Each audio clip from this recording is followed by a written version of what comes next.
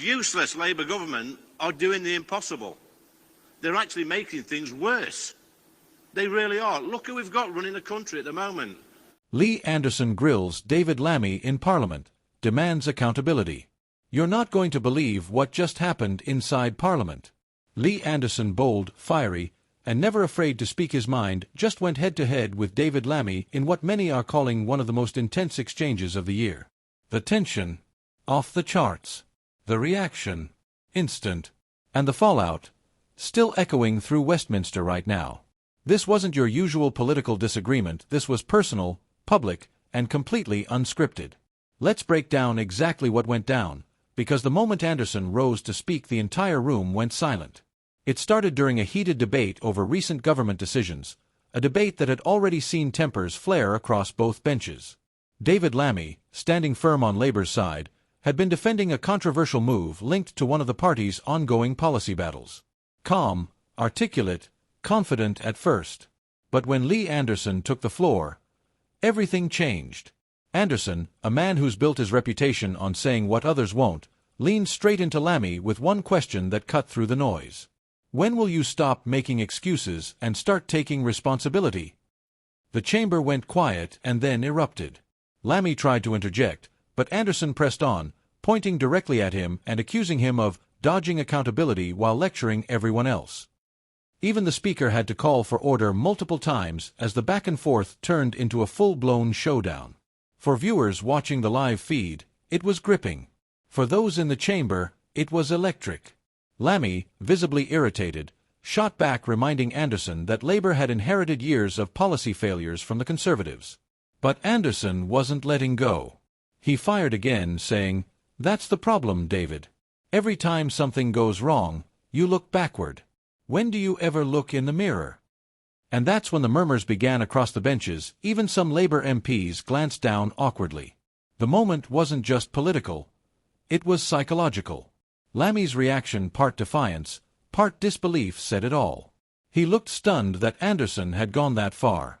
Now, to be clear, Anderson didn't literally destroy Lammy. That's not what happened. But what he did do was corner him, publicly and effectively. Because whether you agree with Anderson or not, his message hit a nerve. The clash wasn't about insults, it was about accountability. And in today's climate, that's a word every politician struggles with. Within minutes, clips of the exchange were trending online. Hashtags like #Lammy vs. Anderson and #ParliamentClash started popping up across Twitter and TikTok. One user wrote, "This is Parliament at its rawest, no filters, no rehearsed lines." Another said, "Finally, someone asking the questions we're all thinking." But not everyone saw it that way. Lammy's supporters accused Anderson of grandstanding, using confrontation for clicks instead of constructive debate. A Labour insider told Channel 4, "Anderson thrives on chaos. He's not debating, he's performing." Meanwhile, a Conservative backbencher reportedly replied, "Performing or not, he got the answers out of Lammy that no one else could." So what exactly was Lammy defending that sparked all this? Sources say the argument centered around a series of recent decisions involving foreign policy priorities, something Lammy, as Foreign Secretary, has taken personal responsibility for. Anderson argued that these policies had weakened Britain's global credibility. Lammy countered that they were necessary steps to rebuild international trust after years of instability. It was a battle of conviction versus confrontation, and both men knew it. But here's the thing. What really made this clash stand out wasn't what was said, it was how it was said. Anderson's bluntness, Lammy's frustration, the speaker's interruptions, it all combined into one moment that perfectly captured the tension of modern British politics. Political analysts were quick to weigh in. On Sky News, one commentator said, "Anderson represents the anger of voters who feel unheard. Lammy represents the establishment voice trying to calm the storm. When those two meet, sparks are inevitable." Another analyst added, "If anything, this exchange shows that Labour's leadership can't afford to look defensive right now. Every reaction matters." And that's true. For Lammy, perception is everything. As one of the most visible faces in Labour's front bench, every word, every tone, every look carries weight. So when Anderson cornered him and Lammy appeared frustrated, that single clip could easily reshape public opinion. Social media reaction was divided, but passionate. Supporters of Anderson hailed him as the voice of the people, praising his no-nonsense style and fearless attitude.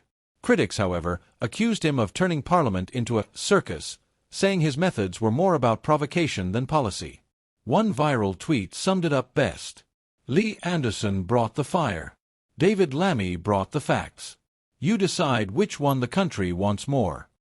And that's the beauty and danger of modern politics. Moments like these don't stay inside Westminster. They become headlines, hashtags, and heated dinner table debates. So, what happens next? Insiders say Labour strategists are urging Lammy to keep calm to avoid feeding the narrative that he's rattled by critics. Meanwhile, Anderson's allies are doubling down, saying he simply asked the tough questions that others are too polite to ask. And in true Westminster fashion, both sides are claiming victory. But in the eyes of the public, it's not always about who won. It's about who looked real. And on that front, Anderson definitely made an impression. Here's the takeaway. This clash wasn't just about two men shouting in Parliament. It was about a much deeper frustration brewing across Britain, a frustration with political theatre, with shifting blame, with endless excuses. Anderson tapped into that. Lammy, to his credit, stood his ground. Two very different styles, two very different visions for Britain colliding in one unforgettable moment. So as the dust settles tonight, people are still asking, was this the beginning of a new political storm? Or was it just another dramatic headline in a Parliament that seems to thrive on chaos? Whatever you think, one thing's for sure. When Lee Anderson and David Lammy face off, you never change the channel. One demands answers, the other defends his record, but in the end, only one will win the public's trust. And after today's showdown, that battle has only just begun.